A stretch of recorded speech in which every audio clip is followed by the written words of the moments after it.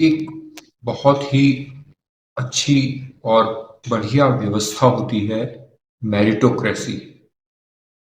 आज तक आपने डेमोक्रेसी के बारे में सुना होगा, ब्यूरोक्रेसी के बारे में सुना होगा, ऑटोक्रेसी के बारे में भी सुना होगा, लेकिन इन सब से अलग आज हम बात कर रहे हैं मेरिटोक्रेसी।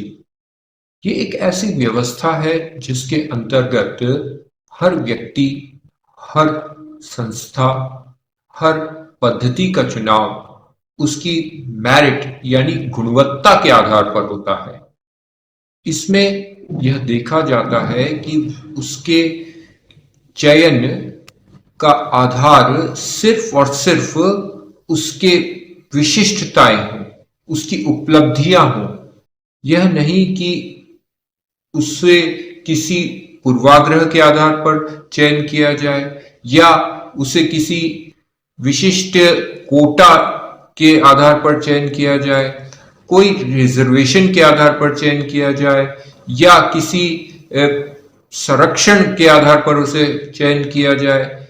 सिर्फ और सिर्फ चयन का आधार होता है व्यक्ति या संस्था या पद्धति की विशेषता। मेरिटोक्रेसी के अंदर व्यक्ति को किसी रिकमेंडेशन के आधार पर या बगैर किसी पक्षपात या बगैर किसी द्वेष या बगैर किसी जान पहचान के चयन किया जाता है।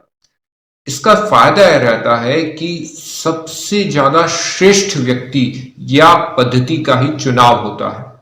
यहां हर एक व्यक्ति को अच्छे से अच्छा करने की प्रेरणा मिलती है।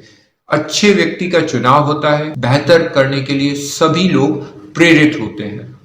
संस्था के अंदर यदि मेरिटोक्रेसी को हम डेवलप करें किसी व्यापारिक संस्था या सरकारी संस्था के अंदर, तो वहां पर लोग कर्मचारियों के अंदर एक स्वस्थ प्रतिस्पर्धा विकसित होगी।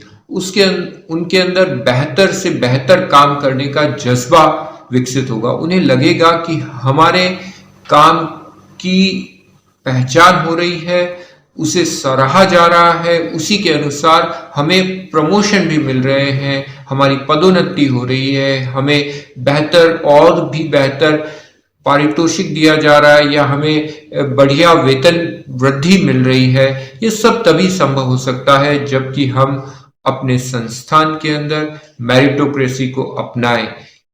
चाहे वो शिक्षण पद्धति हो तो वहां भी मेरिट के आधार पर ही विद्यार्थियों का चयन हो, उन्हें छात्रवृत्ति भी मेरिट के आधार पर दी जाए। यह नहीं कि किसी जाति, वर्ग, धर्म विशेष के आधार पर।